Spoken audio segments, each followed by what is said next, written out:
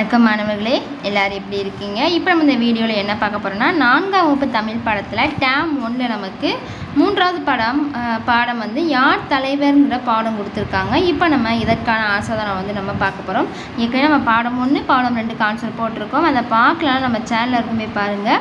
நம்ம சேனலை சப்ஸ்கிரைப் பண்ணிக்கோங்க, அப்படியே உங்கள் ஃப்ரெண்ட்ஸ்க்கும் ஷேர் பண்ணிக்கோங்க. இப்போ நம்ம இதற்கான ஆன்சர்ஸ் பார்க்கலாம். இது வந்து ஒரு கதை பகுதி தான். புலி தான் என்ன செஞ்சுருக்குன்னா அந்த காட்டோட அரசராக இருக்குது. அந்த புலி வந்து என்ன பண்ணியிருக்குன்னா எல்லா மிருகங்களையும் பயமுறுத்தி அதிகாரம் பண்ணி என்ன செஞ்சுருக்கு, ஒரு தலைவராக இருந்துட்டு வந்திருக்கு. அப்போ என்ன செய்யுது, ஒரு முயல் என்ன செய்யுதுன்னா படுத்துட்டு யோசிச்சுட்டு இருக்கு. யாருமே காட்டில் நிம்மதியாக இல்லை. ஏன்னா வந்து புலி என்ன செய்யுது, எல்லாத்தையும் பயமுறுத்திக்கிட்டு இருக்கு, தலைவர்னு சொல்லி பயமுறுத்திக்கிட்டு இருக்கு. நம்ம எல்லாரும் சந்தோஷமாக இருக்கோம், நம்ம என்ன செய்யலாம்னு சொல்லி யோசிக்குது. அப்புறம் என்ன செய்யுது, அப்போ யார் வரானா அந்த புலி வருது. புலியை பார்த்தும் அந்த முயல் என்ன செய்யுது, நல்லா ஹாயாக படுத்துருக்கு. உடனே புலிக்கு கோவம் வருது. என்ன, நான் காட்டோட தலைவர் வந்திருக்கேன், நீ என்னை பார்த்து பயப்படாமல் இப்படியே இருக்கேன்னு சொல்லி கேட்குது. உடனே அதுக்கு வந்து முயல் சொல்லுது, தலைவர்னால் நாங்கள் எதுக்கு பயப்படணும், தலைவர்னால் எல்லாத்தையும் காப்பாற்றுறதான் நம்ம தலைவர் சொல்லுவோம், ஸோ நாங்கள் எதுக்கு நாங்கள் பயப்படணும்னு சொல்லி முயல் சொல்லுது. அதுக்கு என்ன சொல்லுதுன்னா, முயல் சொல்லுதுன்னா, நீங்கள் எதுக்கு எல்லாத்தையும் பயமுறுத்துறீங்க, நீங்கள் பயமுறுத்துறதை பார்த்துட்டு எல்லாரும் பயப்படுதாங்க அப்படின்னு சொல்லி புலிகிட்ட வந்து சொல்லுது. உடனே முயல் வந்து புலிகிட்ட சொல்லுது. உடனே புலி சொல்லுது, தலைவர்னா அப்படித்தானே இருக்கணும் அப்படி சொல்லி என்ன சொல்லுது, புலி வந்து சொல்லுது. அதுக்கு முயல் என்ன சொல்லுது பாருங்க, தலைவர்னா எப்படி இருக்கும்னா தலைவர் மேலே மரியாதை வந்து மற்றவங்களுக்கு வரணும். அது வந்து அன்பும் மரியாதை தான் வந்து தலைவர்னாலே, இப்போ பார்க்குறவங்க தலைவர்னாலே அவர் மேலே அன்பும் மரியாதை தான் இருக்கணும். ஆனால் உங்களை பார்த்தா எங்களுக்கு எப்படி இருக்குன்னா பயமாக தான் இருக்குது, உங்களை எல்லாருமே வெறுக்கிறாங்க, நீங்கள் எல்லாத்தையும் பயமுறுத்துறதுனால எல்லோரும் வெறுக்கிறாங்க, உங்கள் மேலே யாருக்கும் மரியாதையும் இல்லை அன்பும் இல்லை, எல்லோரும் உங்களை வெறுக்கிறாங்க, ஸோ வந்து வேறு தலைவரை வந்து தேர்ந்தெடுக்கிறதுக்காக முடிவு பண்ணியிருக்காங்கன்னு சொல்லி முயல் வந்து சொல்லுது. அடுத்து என்ன சொல்லுது பாருங்க, அப்படியா எல்லாருமே வந்து வேறு தலைவராக வந்து தேர்ந்தெடுக்க போகிறாங்களா, என்னை வந்து எல்லாரும் தலைவராக தேர்ந்தெடுக்கணும்னா நான் என்ன பண்ணணும் அப்படின்னு சொல்லி புலி வந்து முயல்கிட்ட கேட்குது. உடனே வந்து முயல் சொல்லுது, நீங்கள் எதுவும் பண்ண வேண்டாம், என்ன வந்து உங்கள் முதுகில் வந்து உட்கார வச்சுக்கோங்க, உட்கார வச்சு நடந்து போங்க, அதுக்கடுத்து பாருங்கள் எல்லாருமே நல்லா தான் நடக்கும் அப்படின்னு சொல்லி முயல் சொல்லுது. ஸோ அதே மாதிரி என்ன பண்ணுது, புலியும் அந்த முயலை வந்து மேலே உட்கார வச்சுட்டு நடந்து போகுது. அப்போ வந்து எல்லாருமே பார்க்காங்க, அந்த விலங்குகள் எல்லாம் பார்க்குது. இது என்ன, புலி மேலே ஒரு முயல் வந்து சந்தோஷமாக உட்காந்துட்டு வருது, என்ன நம்ப முடியலையே அப்படின்னு சொல்லி பார்க்காங்க, எல்லோரும் பார்க்காங்க. அப்போ அந்த முயல் சொல்லுது, பயப்படாதீங்க, உங்கள் குறைகள் எல்லாத்தையும் கேட்க தான் நாங்கள் எல்லோரும் வந்திருக்கோம் அப்படின்னு சொல்லி அந்த முயல் வந்து சொல்லுது. உடனே அந்த முயல் சொல்லுது, ஆமாம், உடனே வந்து இதை சொல்லுது, இது எல்லா விலங்குகளும் சொல்லுது, நீ சொல்கிறது உண்மைதானா, இதைத்தான் நாங்கள் எதிர்பார்த்தோம் நம்ம தலைவர்கிட்ட இருந்து அப்படின்னு சொல்லி சொல்லுது. உடனே முயல் சொல்லுது, ஆமாம், நம்ம தலைவர் இப்போ எல்லா மேலேயும் அன்பாக தான் இருக்கார், யாரையும் பயன்படுத்த மாட்டாங்க, அதனால தான் நான் அவர் மேலே ஏறி உட்காந்துட்டு வரேன் அப்படின்னு சொல்லி சொல்லுது. உடனே எல்லாம் என்ன செஞ்சுருந்தாங்க, எல்லோரும் ரொம்ப சந்தோஷமாக இருந்தாங்க. உடனே புலியை வந்து தலைவராக வந்து ஏற்றுக்கிடுதாங்க. உடனே வந்து இந்த புலி சொல்லுது, இந்த காடே மகிழ்ச்சியாக இருக்குது, அதுக்கு காரணம் நீ தான் அப்படின்னு சொல்லி முயல்கிட்ட சொல்லுது. அதுக்கு முயல் சொல்லுது, அதுக்கு நான் மட்டும் காரணம் இல்லை, நீங்களும் காரணம் தான், நீங்கள் வந்து எல்லா விலங்குகளோட உணர்வை புரிஞ்சுக்கிட்டீங்க, இதே மாதிரி இருந்தீங்கன்னா நீங்கள் தான் எப்போ தலைவர் அப்படின்னு சொல்லி சொல்லுது. உடனே என்ன செய்யுது, முயலுக்கு அமைதியாக படுத்து நிம்மதியாக தூக்கம் போடுது. ஏன்னா எல்லாருமே சந்தோஷமாக இருக்காங்க, ஸோ முயலும் சந்தோஷமாக இருக்குது, சாப்பிட்டு தூங்குது. இதுதான் வந்து இதோட கதை. இப்போ இதுலேருந்து தான் இதோட கொஸ்டின்ஸ் கேட்டிருக்காங்க. இப்போ நம்ம ஆன்சர் பார்க்கலாம். 15ஆம் பக்கம் வந்து கொஸ்டின் இருக்குது.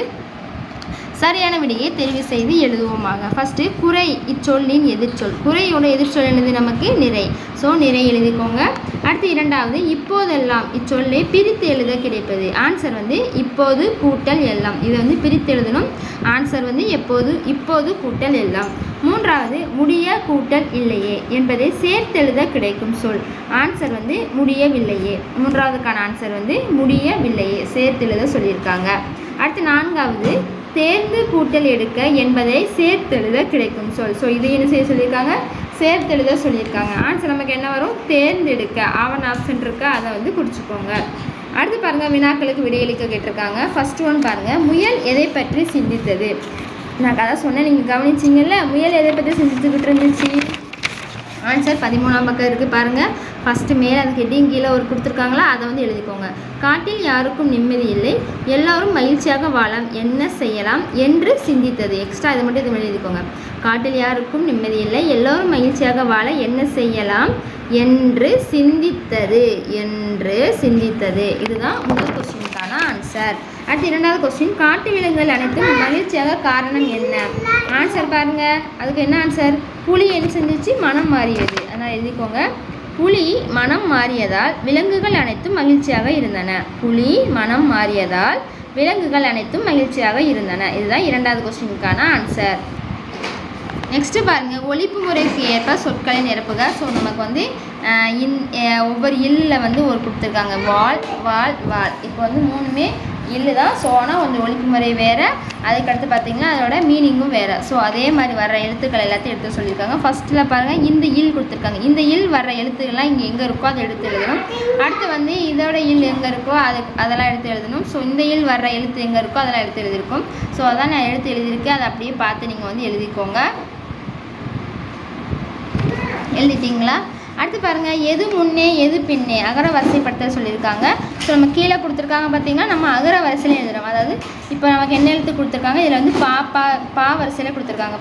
பா பி பி பூ பே பை போ பௌ இந்த வரிசையில் எடுத்து எழுத சொல்லியிருக்கணும்.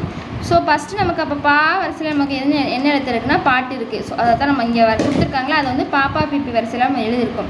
ஸோ அதை அப்படியே பார்த்து எழுதிக்கோங்க. பாட்டு, பின்னல், புற்று, பூமி, பெட்டி, பை, பொறி, பௌவம். ஸோ அதை அப்படியே எழுதிக்கோங்க. 16ஆம் பக்கம் கொடுத்துருக்காங்க. நெக்ஸ்ட்டு 17ஆம் பக்கம் பாருங்கள், உலகம். நமக்கு ஒரு ரவுண்டு கொடுத்துருக்காங்க. கொடுத்துட்டு அதுலேருந்து ஆன்சர் எடுத்து எழுத சொல்லியிருக்காங்க. இப்போ உலகம் என்பதன் வேறு சொல் என்ன வரும்னா, நமக்கு பார். இந்த இருக்கா பா பார் எழுதிட்டோம். அடுத்து திருவிழா என்றால் இது இருக்கும். திருவிழானா என்ன இருக்கும்? நமக்கு தேர் இருக்கும். தேர் எழுதியாச்சு. மக்கள் வாழும் இடம். மக்கள் எங்கே வாழ்வாங்க? ஊரில். ஸோ ஊர் எழுதிக்கோங்க. 4வது, இது இல்லாமல் உயிர்கள் இல்லை. இதற்கான ஆன்சர் வந்து நீர். ஸோ நீர் எழுதிக்கோங்க. அடுத்து 5வது, தயிரை கடைந்தால் கிடைப்பது. ஆன்சர் என்ன வரும்னா மோர். அடுத்து 6வது, தாவரங்கள் மண்ணில் ஊன்றி நிற்க உதவுவது என்னதுன்னா நமக்கு வந்து வேர். அடுத்து பூத்தொடுக்க பயன்படுது என்னதுன்னா நமக்கு நார். ஸோ அப்படியே இதை அப்படியே பார்த்து எழுதிக்கோங்க. நெக்ஸ்ட்டு செயல் திட்டம் கொடுத்துருக்காங்க. இது வந்து நீங்கள் வந்து நூலகத்தில் போய் படித்த அந்த கதை பேரையும் அந்த கதை குறித்த நம்ம கருத்து எழுதணும். ஸோ இது வந்து நீங்களாக தான் ஃபில் பண்ணணும். ஸோ ஃபில் பண்ணிக்கோங்க. நெக்ஸ்ட் அடுத்து 18ஆம் பக்கம் பாருங்கள், நமக்கு என்ன சொல்லியிருக்காங்கன்னா, இது வந்து நம்ம படித்து காட்டுக, சொல்ல கேட்டு எழுதுக. ஸோ நம்ம வந்து படிச்சுட்டு அதை அப்படியே எழுதணும். நெக்ஸ்ட்டு பொருத்தமான நிறுத்த குறியீட்டு எழுதுக. நிறுத்த குறியீட்டு எழுதணும். காட்டில் யாருக்கும் நிம்மதி இல்லை. இதில் என்ன நிறுத்த குறியீடுனா லாஸ்ட்டாக புள்ளி மட்டும் வரும், அதை எழுதிக்கோங்க. அடுத்து, நான் எதற்கு பயப்பட வேண்டும். இது வந்து கொஸ்டின் மார்க் போடணும். நான் எதற்கு பயப்பட வேண்டும். லாஸ்ட்டில் ஒரு கேள்விக்குறி கொஸ்டின் மார்க் போட்டுக்கோங்க. அடுத்து 3வது, தலைவர் என்றால் அப்படித்தானே இருக்க வேண்டும். லாஸ்ட்டில் ஒரு ஆச்சரியக்குறி ஒரு கோடு மாதிரி போட்டு லாஸ்ட்டில் ஒரு புள்ளி வைப்போம் பார்த்தீங்களா, 1 மாதிரி போட்டு புள்ளி வைக்கிறது ஆச்சரியக்குறி. அடுத்து 4வது பாருங்கள், இது என்ன மாற்றம். இது வந்து கொஸ்டின் மார்க். லாஸ்ட்டில் ஒரு வினாக்குறி போடுங்க. அடுத்து வந்து உண்மைதானா, இதைத்தான் எதிர்பார்த்தோம். ஸோ இதில் அதே மாதிரி தான் இங்கே வந்து உண்மைதானா பக்கத்தில் ஒரு ஆச்சரியக்குறி போட்டு லாஸ்ட்டில் ஒரு புள்ளி வச்சுருங்க. அவ்வளோதான். இப்போ நம்ம இந்த 3ஆம் இடத்துக்கு ஆன்சர் பார்த்துட்டோம். நெக்ஸ்ட் அடுத்த வீடியோவில் முளைப்பாரி பாடலுக்கு ஆன்சர் பார்க்கலாம். தேங்க்யூ.